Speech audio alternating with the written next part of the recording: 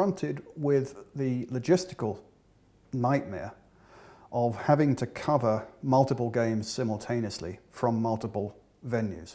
CricInfo had never done that before. First 2 matches, there were no scorecards. A lot of people coming and actually asking us, like, what is a scorecard? You said there will be live scorecard. It was quite disastrous, and I had no idea what to do actually. Because I was, in some sense, the chief operating officer in essence. I was the person responsible for the database. All that I could say was, put a note saying, sorry, there are technical difficulties and we can only have a scorecard at the end of the match. We actually did pull a couple of scorecards from them. They were atrocious. We were so used to very, very precise naming convention, exact spellings. In a single scorecard, a particular guy will be spelt in 5 different ways. Looking at the aesthetics of the way our scorecard looked, it had to be consistent. All the names, they used to be consistently spelled all over the place. The spacing and everything used to be very, very precise. And you still see that in our cards. But that card was just awful. That's all I can say. When I looked at that card, I said, no, this is not happening. Sorry guys, we will keep providing you with whatever updates possible. End of the day, we will give you a match scorecard. Because of all the advanced publicity that we did and the expectations of the people, the first night of this the World Cup, even when we didn't really have live scorecards, the server in Oregon melted, literally melted. And that was an amazing thing actually. The network card burned. We had so much traffic. It was so hugely popular.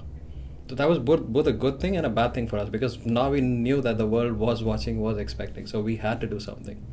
So we just started doing this, hand editing the scorecards. There used to be errors. People used to get tired. People were in all sorts of time zones. But we sort of managed it for a few days. Dougie was invented by a South African student years earlier. It was the first digital cricket scorer. Dougie was more of what you might call a master's level project. For a computer science masters might use that as their thesis or project essentially. Vishal Misra had a brainwave, and he remembered Dougie and then ported Dougie to CricInfo's scorecard. I could always go back in time and pretend that I was doing it to help all the cricket fans around the world. But I was really playing for an audience of one. I wanted the scorecards myself, and I was just making things easier for myself.